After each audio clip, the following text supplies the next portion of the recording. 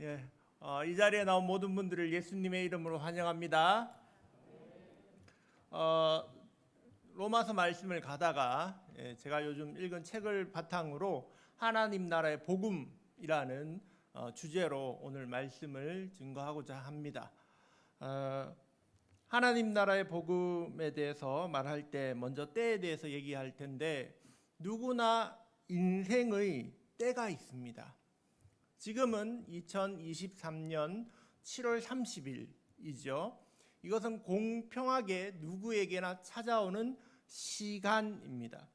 그러나 사람들을 한 명 한 명 살펴보면 그 때는 틀립니다. 어떤 사람들은 지금 직장에 들어가기 위하여 준비하는 때인 사람도 있습니다. 또 어떤 사람은 사랑하는 사람과 만나서 결혼을 준비하는 그런 때를 살아가는 사람도 있습니다. 또 어떤 사람들은 반면 퇴직을 앞두고 그 다음을 준비하는 사람도 있습니다. 오늘이라는 시간은 날짜는 같지만 각자에게 주어진 때가 다르다는 말씀입니다. 성경에서는 이것을 하나님의 때, 카이로스라고 표현합니다. 그냥 흘러가는 것이 아니라 하나님께서 중요하게 여기시는 때입니다. 믿음의 사람은 이 때를 잘 알아야 합니다. 마가복음 오늘 1장 말씀에 예수님께서 15절에 때가 찼고 하나님의 나라가 가까웠으니 회개하고 복음을 믿으라 라고 말씀하셨습니다. 오늘 그 말씀을 그래서 나누어서 때가 찼고 하나님의 나라가 가까웠으니 회개하고 복음을 믿어라, 이 네 가지로 말씀을 나누고자 합니다. 먼저 때가 찼다의 때는 그때라고 지금 적혀져 있습니다. 호 카이로스, 바로 그때다, 지금이 그때다, 이렇게 되어 있습니다. 하나님께서 말씀하신 그때가 찼음을 우리에게 알려주고 있습니다. 시제로는 현재 완료 수동태인데, 지금 이 이루어진 일이 그냥 한 번만 이루어진 게 아니라 바뀌어져서 그것이 계속 쭉 이어지고 있다는 그것을 우리에게 말씀합니다. 이 때가 찼다, 이 단어는 또 예수님께서 누가복음 4장에 사용하셨습니다. 누가복음 4장에 자신을 소개할 때 예수님이 회당에 들어가셨는데, 그리고 이사야서의 말씀을 읽게 됩니다. 그때 말씀하시기를 가난한 자에게 복음을 전하게 하시려고 눈먼 자에게 다시 보게 함을 전파하며 눌린 자를 자유롭게 하고 주의 은혜의 해를 전파하게 하려 하심이라 라면서 이 글이 오늘 너희에게 응하였느니라 라고 말씀하십니다. 근데 이것이 바로 때가 찼다와 같은 단어입니다. 예수님의 말씀이 응하였는 그때, 그것이 때가 찬 때입니다. 예수님의 말씀, 하나님의 말씀, 이 구약의 말씀이 때가 찼다는 것입니다. 응하였다는 것입니다. 그런데 예수님의 제자들도 그것을 사실 잘 이해하지 못할 때가 있었습니다. 예수님이 승천하시기 바로 직전인 사도행전 1장 6절에서도 지자들은 이렇게 예수님께 질문합니다. 이스라엘 나라를 회복시키기가 이때입니까? 라고 예수님께 질문을 합니다. 이 때에 대해서 묻는데 제자들은 때를 잘못 알고 있었습니다. 그렇다면 지금 이 때를 알기 위해서는 우리들은 구약에 나오는 하나님의 때에 대해서 잠시 알아볼 필요가 있습니다. 하나님께서는 이스라엘 민족을 선택하셨습니다. 이스라엘 민족을 선택한 이유는 그 민족을 통하여 하나님께서 너희가 출애굽기 19장에 말씀하시기를 내 말을 잘 들으면, 내 언약을 지키면 모든 민족 중에 내 소유가 되고 제사장 나라가 되고 거룩한 백성이 되리라 라고 약속하셨습니다. 즉 이스라엘 백성을 통하여 모든 민족의 제사장 나라로, 거룩한 백성으로 그렇게 세우시겠다는 약속을 주셨는데 이스라엘 백성이 그 말씀을 지키지 않았습니다. 그래서 이스라엘 백성은 불순종하고 우상을 섬기고 악을 행함으로써 하나님께 심판을 받아서 그만 이스라엘 나라가 북이스라엘과 남유다로 나뉘지 않습니까? 그때 북이스라엘은 아수르에 멸망하고 남유다는 바벨론에 멸망하고 포로로 잡혀가게 됩니다. 그리고 그 이후에도 그 중동 지역에 커다란 강대국들이 세워집니다. 바사와 메대가 세워지고 그때도 여전히 그들은 포로의 시기를 보내고 고향으로 돌아오지만 강대국 아래에서 살아가게 됩니다. 또 그 다음에 헬라라는 강대국이 세워집니다. 여러분 잘 아시는 알렉산더 대왕이 이때 등장합니다. 그래서 이 알렉산더 대왕 그 강대국 밑에서 또 수탈당하는 그러한 시기를 보내게 됩니다. 그리고 나서 잠깐 독립한 적도 있었지만 역사상 가장 큰 제국이 등장합니다. 바로 로마 제국입니다. 로마 제국에 또 식민지 지배를 받게 되지요. 로마 제국은 동서유럽과 북아프리카, 중동을 아우르는 대제국이었습니다. 그 밑에서 이스라엘 백성들은 계속해서 압제를 당하며 살아갔습니다. 심지어 이스라엘 지역에 로마가 세워놓은 그 왕 헤로드 왕은 이스라엘 민족도 아니에요. 에돔 족속에서 뽑아서 왕으로 막 세워놓은 거예요. 그런 압제를 당하면서 이 사람들이 살아온 것이죠. 근데 그 이스라엘 민족에 대하여 하나님은 회복의 메시지, 구약 성경의 말씀을 주셨습니다. 다니엘서 7장을 보면 읽어드립니다. 13절에 내가 또 밤 환상 중에 보니 인자 같은 이가 하늘 구름을 타고 와서 옛적부터 항상 계신 이에게 나아가 그 앞에 인도되되 그에게 권세와 영광과 나라를 주고 모든 백성과 나라들과 다른 언어를 말하는 모든 자들이 그를 섬기게 하였으니 그의 권세는 소멸되지 아니하는 영원한 권세요 그의 나라는 멸망하지 아니할 것이니라. 다니엘 때가 언제입니까? 그들이 포로로 잡혀갔을 때 아닙니까? 근데 하나님은 이들에게 어떤 꿈을 그러한 예언을 주셨냐 하면 영원한 나라가 올 것이다. 메시아가 올 것이고 그분이 너희 나라뿐만 아니라 모든 민족, 모든 언어의 사람들을 다 모아서 하나님께로 인도하는 그러한 분이 오셔서 하나님 나라가 세워질 것이다 라는 그런 메시아 예언을 주셨습니다. 이스라엘의 회복뿐만 아니라 온 세상이 하나님께로 나오는 그런 회복을 말씀하셨죠. 그런데 이 회복의 말씀 예언도 중간에 끊어지게 됩니다. 말라기에서부터 예수님 신약이 적힌 이 마태복음까지도 400년의 시간이 있는데 그 사이에 신구약 중간 시기에 하나님의 말씀이 들리지 않고 침묵이 있었습니다. 근데 그리고 그 침묵을 깨고 나온 사람이 바로 세례 요한이었습니다. 세례 요한이 와서 이렇게 얘기했죠. 사람들한테 회개하라. 하나님 나라가 가까웠다. 말하면서 그 뒤에 그 자신이 세례를 주었던 예수님을 보고 이렇게 말합니다. 저분이 바로 성령으로 세례 주실 분이다. 나는 저분의 신발끈도 맬 수 없다. 그렇게 말하면서 예수님의 길을 예비하고 말합니다. 그리고 나서 예수님이 오늘 이 말씀 마가복음의 1장 14, 15절의 말씀을 합니다. 때가 찼고 하나님의 나라가 가까웠으니 회개하고 복음을 믿으라고 하신 것입니다. 그들이 기다려왔던 때가 되었습니다. 그들이 예언으로 들었던 때가 되었습니다. 하나님의 말씀이 우리에게 응답하는 때가 되었습니다. 예수님이 응하였다고 말씀하였습니다. 지금이 그때입니다, 여러분. 여러분 지금이 그때라니까요.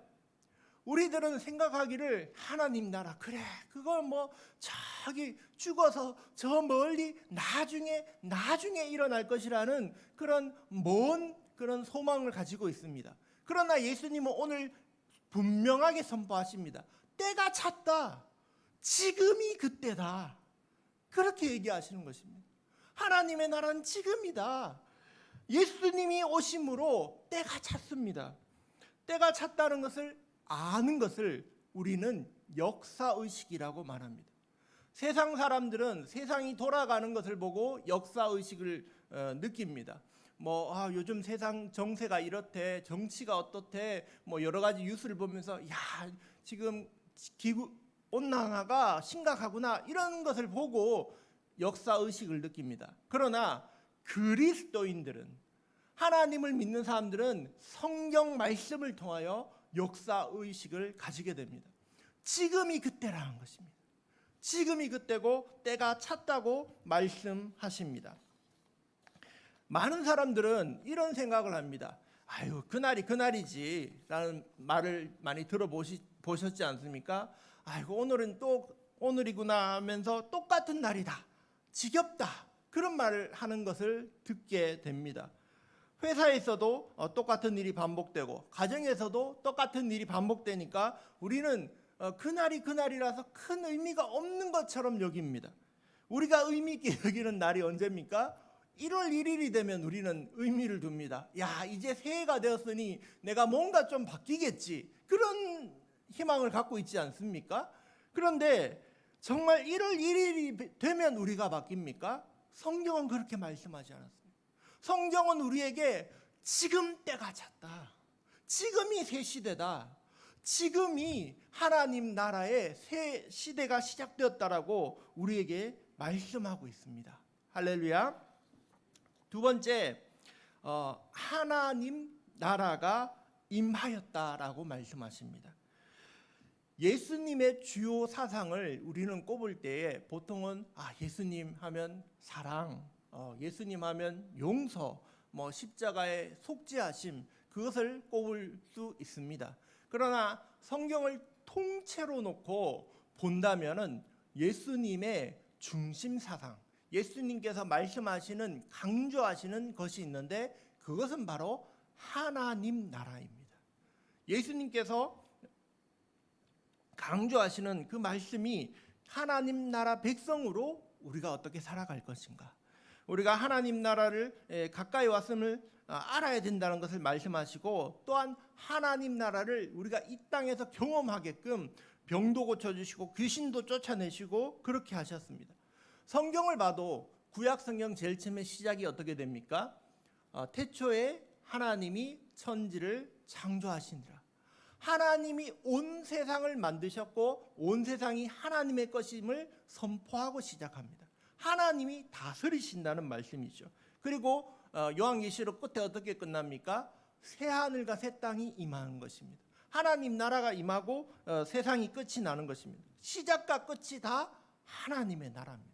그리고 예수님이 하나님 나라라는 것을 강조하셨습니다. 구약에서는 아까도 다니엘서의 말씀을 읽었지만 구체적으로 하나님 나라, 이것을 단어를 사용하셔서 말씀하진 않았습니다. 그러나 뭐라고 표현했냐 하면 하나님이 다스리신다라고 말씀하십니다. 하나님이 다스리시는 세상은 우리가 구원받는 것도 포함되고, 그러나 구원받는 것에 그치는 것이 아니라 더 나아가서 온 세상 사람들이, 온 세상 민족과 족속들이, 언어들이 하나님께로 나와 무릎 꿇고 예배하는 그러한 때가 온다고 말씀합니다. 이사야서 11장에 말씀하시기를, 우리 잘 아는 사막에 샘이 넘쳐 흐르리라, 그 찬양 아시죠? 그게 이사야서 11장의 찬양의 그 가사로 한 건데, 말씀으로 가사를 삼았는데, 어린 양과 이리가 함께 뒹굴고, 그리고 어린아이가 독사굴에 손을 넣어도 물지 않고 해가 되지 않는 그러한 세상이 된다고 말씀합니다. 또 이 세상은 원래는 지금 어떻습니까? 약육강식의 세상이지 않습니까? 강한 자가 약한 자를 잡아먹고 살아가는 그런 세상이지만, 하나님 나라는 그렇지 않다는 것입니다. 하나님의 나라는 강한 자든 약한 자든 하나님 안에서 다 평화롭게 살아가는 그러한 나라를 말씀합니다. 그래서 그 나라는 어떤 나라인가 하면 하나님을 아는 지식이 세상에 편만하게 그렇게 충만해서 물이 바다를 덮음같이 여호와를 아는 지식이 세상에 충만하다고 말씀하셨습니다. 그러니 모든 나라 그 백성들과 민족들이 하나님을 알고 하나님을 예배하는 때가 온다는 것이 하나님 나라의 비전입니다. 예언입니다. 메시아가 오시면 모든 민족을 그분께로 되돌리고 메시아이신 예수님이 다스리시는 나라, 그 나라가 하나님 나라입니다. 그런데 성경은 뭐라고 얘기하시냐면 이런 나라가 가까이 왔다라고 말씀합니다. 그런데 이 가까이 왔다라는 말이 좀 신기한 표현입니다. 지금 이루어졌다라는 완전 그런 말도 아니고 가까이 왔는데 안 이루어진 것도 아니고 이루어진 것도 아니고 두 가지를 다 나타내는 말입니다. 즉 너무 가까이 와서 정말 이루어졌는데 완전하게는 이루어지지 않는 것을 말합니다. 즉 예수님이 오셨을 그때 하나님 나라는 예수님 계신 그 부분은 하나님 나라로 이루어졌습니다. 그런데 온 세상은 하나님 나라로 변하진 않았습니다. 그때부터 지금까지 복음이 전파되어지며 하나님 나라로 변해가고 있습니다. 그리고 주님이 다시 오시면 완전한 하나님 나라로 변화되는 것이죠. 그래서 하나님 나라가 가까이 왔다고 예수님이 표현하셨습니다. 그런데 이 가까이 왔다는 표현을 예수님이 또 언제 사용했냐 하면 예수님이 잡히시기 전날 밤에 예수님이 이렇게 말씀하십니다. 예수님이 잡히시기 전날 가룟 유다가 예수님을 팔로 가까이 왔습니다. 예수님이 기도하시고 제자들하고 있을 때 가룟 유다가 사람들을 끌고 와서 내가 뽀뽀하는 그 사람이 입 맞추는 그 사람이 예수님이다, 잡아가라 이랬을 때 예수님이 딱 그 직전에 이 말씀을 합니다. 나를 파는 자가 가까이 왔다. 근데 이 말이 딱 끝나자마자 가룟 유다가 인사하고 예수님을 잡아가는 것입니다. 이렇게 가까이 온 것을 얘기합니다. 하나님 나라가 가까이 왔다는 것은 예수님이 오셨을 때 하나님 나라가 임했습니다. 그런데 완전하게 임한 것은 아닙니다. 우리는 이것을 이해하기 위해서는 하나님 나라에 대해서 D-Day와 V-Day를 알고 이해해야 됩니다. 여러분, 2차 세계대전 아십니까? 모르시는군요. 예, 2차 세계대전이 전황이 바뀌게 된 그 역사적인 배경이 있습니다. 노르망디 상륙작전 한 번쯤 들어보셨죠? 그게 바로 D-Day였습니다. 그 연합군들이 노르망디 프랑스에부터 그 뒤서부터 상륙작전을 시작해서 독일까지 계속해서 진군해가는 작전을 펼쳤습니다. 그래서 그때부터 성기를 잡고 이겼는 거예요. 그리고 나서 마지막에 독일 그 수도에 가서 완전히 점령했을 때 V-Day, 승리의 날이 되었습니다. 예수님이 오셨을 때가 D-Day였어요. 이제 시작된 거예요. 전쟁의 승기를 잡고 이제 계속 가고 있는 것이죠. 그런데 예수님이 재림할 때 완전한 승리가 이루어진다는 말씀입니다. 하나님의 나라는 이렇게 우리에게 가까이 왔습니다. 예수님이 오셨기 때문에 우리는 구원받고 이 땅에서 하나님의 나라의 백성으로 살아갑니다. 그런데 많은 사람들이 하나님의 나라가 가까이 오는 것에 대한 소망이 없이 살아가는 것을 보게 됩니다. 이 땅에서 기쁨이 없이 그렇게 살아가는 것을 봅니다. 그리스도인들이 되었다는 것은 이 땅에서 하나님 나라를 바라보며 살아가는 소망을 가지고 살아가는 사람들입니다. 하나님 나라 백성은 그래서 이 땅에서 기쁨을 가지고 살아가는 사람들입니다. 하나님이 우리 아버지 되시고 우리가 하나님 나라의 백성이 되었기 때문입니다. 그러면 우리가 이 땅에서 무엇을 해야 되는가? 우리는 이 땅에 하나님의 나라가 더욱 임하기를 기도해야 합니다. 그래서 예수님이 우리에게 가르쳐 주신 주기도에도 하늘에 계신 우리 아버지 이름이 거룩히 여김을 받으시오며 그 다음에 뭐가 나옵니까? 나라가 임하시오며. 하나님 나라가 이 땅에 임하라고 예수님이 기도에도 그렇게 가르쳐 주셨습니다. 하나님 나라 백성은 지금은 불완전하지만 그 마지막 날에는 완전해질 하나님 나라를 꿈꾸며 기대하며 소망하며 살아가는 사람들입니다. 그런데 그것을 모르면, 지금 때가 언제인지 모르고 하나님 나라가 가까이 왔는 걸 모르면 우리는 이 세상을 잘못 살아가게 되는 것입니다. 소망도 없고 기쁨도 없고 그렇게 살아가게 되는 것이죠. 2차 세계대전, 자꾸 2차 세계대전 얘기를 하는데 2차 세계대전 때 좀 특이한 일이 하나 있었습니다. 1975년에 필리핀에서 폐잔병 일본인이 발견이 됐습니다. 근데 이 사람이 1975년에 발견됐으면 전쟁이 1945년에 끝났으니까 거의 30년 동안 숨어 살았는 거예요. 필리핀 그 숲속에 세상이 바뀐 줄을 모르고 살았는 것입니다. 바로 오노다 히로라는 일본 군인입니다. 이 사람은 22살의 나이에 필리핀으로 파견됐습니다. 너는 거기 가서 싸워라 그랬는데 그 사람은 너무 열심히 싸우다 보니까 전쟁이 끝났는데도 연합군에 투항하지 않고 혼자 산속에서 살아남은 거예요. 그러면서 다른 부하들, 다른 친구들 다 전쟁이 끝났다고 막 얘기하는데 그 사람은 그걸 듣고도 저거는 미군의 속임수다 하면서 혼자 계속 살아남은 거예요. 도저히 안 되겠으니까 일본에서 어떤 방법을 썼냐 하면 그 사람의 직속 상관을 그 사람에게 찾아가게 합니다. 얘야, 진짜 전쟁이 끝났다. 이제 투항해라 라고 말하니까 진짜 끝났구나 라고 해서 투항했는데 그 사람의 물건을 살펴보니까 소총 한 점, 그리고 탄환이 500발, 그리고 수류탄이 6개를 가지고 혼자 전쟁을 치를 준비를 하고 30년 동안 그렇게 숲속에서 살아왔는 거예요. 왜요? 때가 바뀐 줄 모르고 전쟁이 끝난 줄 모르고 혼자 그렇게 숲속에서 살게 된 것입니다. 지금 예수님이 얘기하십니다. 때가 찼다. 새로운 시대가 되었다. 우리가 모르면 어떻게 살아갑니까? 이 오노다 히로처럼 옛날 시대를 살아가게 되는 것입니다. 여러분, 우리는 때가 찬 줄 알아야 됩니다. 지금 하나님의 나라입니다. 지금 하나님의 나라를 우리가 여기서 살아가야 합니다. 할렐루야. 그래서 예수님이 2가지 명령을 우리에게 주셨습니다. 회개하고 복음을 믿으라고 하십니다. 회개라고 하면 사람들이 조금 꺼려하는 경향이 있습니다. 우리를 먼저 죄인이라고 전제하기 때문입니다.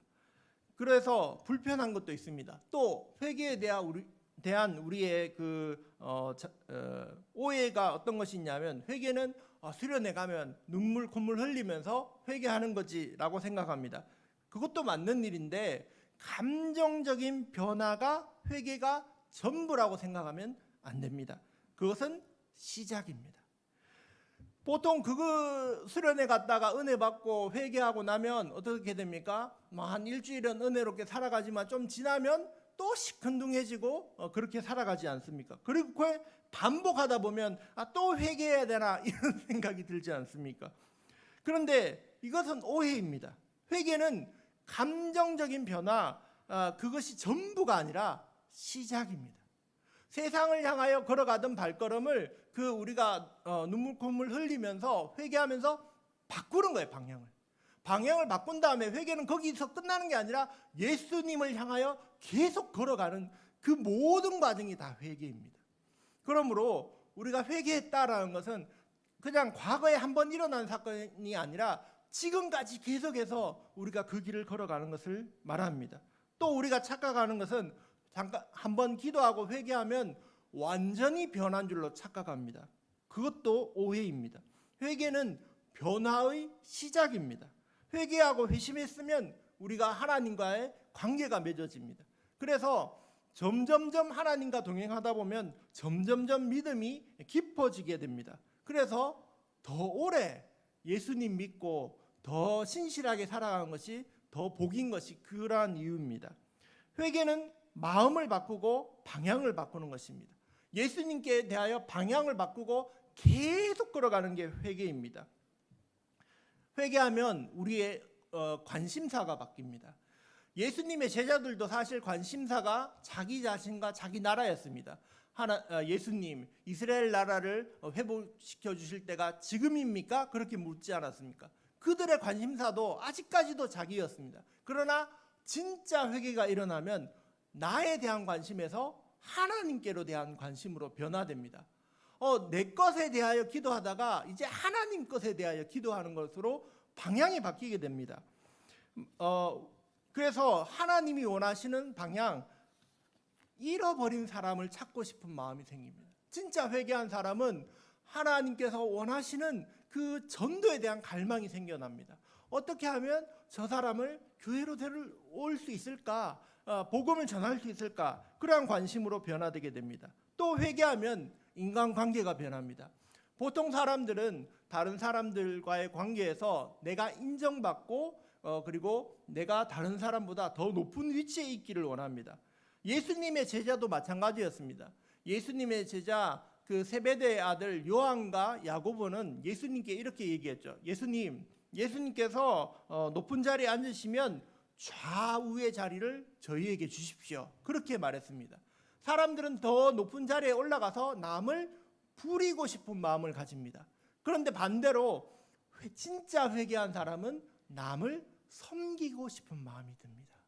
그래서 우리가 진짜 회개했는가, 내가 정말 예수님을 향해 나가고 있는가를 알고 싶다면 내 마음속에 남을 섬기고 싶은 마음이 있는가, 내 마음속에 남을 잃어버린 영혼을 찾고 싶은 마음이 있는가를 살펴봐야 됩니다. 또 회개는 예배에 대한 기쁨이 있습니다. 새신자들이 예배가 즐겁습니다. 예수님께 대하여 회심하지 얼마 안 된 사람은 모든 예배를 다 참석합니다. 예배가 너무 즐겁고 기쁘기 때문입니다. 그래서 내가 정말 회개에 대한 삶을 살아가는지를 또 살펴보려면 내가 예배가 기쁜지를 살펴보아야 됩니다. 네 번째입니다. 예수님이 말씀하셨습니다. 회개하고 복음을 믿으라고 하셨습니다. 이 복음은 뭐냐? 복음은 예수님입니다. 예수님께서 마가복음 8장 35절에 뭐라고 얘기하셨냐 하면 나와 복음을 위하여 라고 말씀하시면서 나와 복음은 동격으로 말씀하십니다. 같은 것이다. 자신이 복음과 같다라고 얘기하셨고 로마서 1장에서도 예수님에 대하여 말씀하시기를 이 복음은 곧 주 예수 그리스도시다라고 말씀했습니다. 그런데 한국 교회는 어떤 문제가 있냐 하면 개인주의가 많이 들어왔습니다. 이 복음에 대해서 우리는 개인적으로 내가 구원받고 내가 예수님 안에서 내가 하나님 안에서 잘 되는 것으로만 생각하는 경향이 있습니다. 근데 그것은 굉장히 위험한 일입니다. 예수님은 어떤 분이냐 하면 나의 구원자이지만 더 크게 온 세상의 구원자이시기 때문입니다. 온 세상의 민족과 족속이 예수님께 나와 다 경배하고 예배하는 것이 하나님 나라의 꿈입니다. 우리는 그래서 이 개인주의로 살아가면 어떤 경향이 생기냐 하면 이 예배가 나에게 은혜가 되는가? 그것만 살펴봅니다. 나에게 감동이 되는가? 그것만 보게 됩니다. 그러나 진짜 복음은 그것을 넘어가는 것입니다. 진짜 복음은 예수님이 나를 위하여 죽어주신 그 생명에 대한 이야기입니다. 마가복음 10장 45절에 말씀하시기를 인자가 온 것은 섬김을 받으려 함이 아니라 섬기려 하고 도리어 자기 목숨을 많은 사람의 대속물로 주려 함이라고 말씀하셨습니다. 예수님께서 오셔서 우리를 위하여 하신 가장 핵심적인 일은 바로 생명을 주신 일입니다. 할렐루야. 세상은 요지경이라는 노래를 부르신 가수 신신혜 씨가 있습니다. 근데 그 신신혜 씨에 대해서 그 인터뷰를 하는데 신신혜 씨가 자꾸 이렇게 얘기하시는 거예요. 이렇게 노래도 히트하고 돈도 많이 버셨는데 어떠세요? 하니까 하나님이 보너스 주셨어요. 그렇게 자꾸 대답을 했습니다. 그러자 그렇게 대답을 들은 TV MC들이 이렇게 서로 이야기합니다. 그러면 하나님이 본봉은 언제 주시는데요? 라고 얘기를 했습니다. 그들은 생각하기에 돈 버는 게 본봉인 줄 알았는 거예요. 그게 더 그 메인이고 중심인 줄 알았던 거예요. 그러나 진짜 중심은 뭐냐 하면 예수님이 우리를 위해서 죽어서 생명을 주신 게 중심이란 것이죠. 그게 진짜고, 그리고 또 뭐 돈 벌거나 건강하거나 그건 덤이라는 것입니다. 보너스라는 것이죠. 이것이 복음의 핵심 내용입니다. 이 복음을 믿는 사람은 하나님 나라의 천국을 누리게 됩니다. 마지막으로 여러분에게 이 십자가의 놀라운 비밀을 한 가지 알려드리고 마무리하고자 합니다. 여러분, 이 십자가의 놀라운 비밀은 예수님이 우리를 위하여 어떻게 하셨습니까? 우리를 위해서 용서해 주시고 우리를 섬겨 주시고 십자가에서 죽어 주셨지 않습니까? 그러면서 제자들한테 말씀하시기를 나를 따라오려거든 자기를 부인하고 자기 십자가를 지고 따라오라고 하셨습니다. 그래서 이 십자가의 비밀은 우리도 예수님처럼 남을 사랑하고 섬기고 용서하면 하나님의 일이 일어난다는 것입니다. 여러분이 용서하고 여러분이 섬기고 하는 그곳에 하나님 나라가 임한다는 것입니다. 그것이 이 십자가의 놀라운 비밀입니다. 몇 년 전에 저는 이런 이야기를 들었습니다. 인도에 파송된 어떤 선교사님 이야기입니다. 그 선교사님은 너무나 작은 부락에 가서 소수민족의 부락에 가서 그 선교를 하시게 되는데 언어가 너무 어려운 거예요. 그 부족의 언어가. 그래서 제대로 말을 배우질 못하셨어요. 그래서 복음을 제대로 설명하지 못하고 10년 동안 계셨어요. 그래서 그분을 파송했는 교회에서 당신은 안 되겠습니다. 다시 돌아오십시오. 이렇게 얘기했어요. 그래서 그분이 돌아오시고 난 다음에 언어에 능력 있는 사람이 다시 파송이 됐습니다. 그래서 이 특출난 재능을 가진 선교사님이 그곳에서 3년 동안 있으면서 언어를 다 배워서 그분들의 말로 드디어 복음을 전했습니다. 예수님이 우리를 위해서 죽으셨고 예수님을 우리 사랑하십니다. 딱 얘기를 하고 이 복음을 믿을 분 일어나십시오 이렇게 했어요. 그랬더니 다 일어났는 거예요. 그래서 이 선교사님이 생각했어요. 이 사람들이 착각했구나. 이 복음을 한 번 듣고 이렇게 다 번쩍 일어나는 게 잘못 이해했는 것 같다. 다시 내가 설명할 테니 잘 들으세요 하면서 다시 복음을 설명하고 믿을 사람 일어나세요 하니까 또 번쩍 다 일어났는 거예요. 그래서 당신들 진짜 아냐고 이렇게 물어봤어요. 그럼요. 예수님은 우리랑 10년 동안 같이 살아셨어요. 이렇게 얘기한 거예요. 그 전에 와서 섬기셨던 선교사님이 말은 잘 못했지만 예수님 같이 사셨던 거예요. 그래서 그들은 그곳에서 하나님 나라를 경험한 것입니다. 우리가 그래서 십자가를 보고 예수님처럼 살아가면 우리 있는 이 땅이 하나님 나라로 변하게 될 줄 믿습니다. 이것이 복음입니다. 때가 찼고 하나님의 나라가 가까웠으니 회개하고 복음을 믿으라고 예수님은 오늘 우리에게 말씀하고 계십니다. 여러분 계신 그곳을 하나님 나라로 바꾸어가는 그러한 저와 여러분 되시기를 예수님의 이름으로 축복합니다. 우리 한번 기도하겠습니다. 하나님, 우리에게 이런 귀한 복음을 주셔 감사합니다.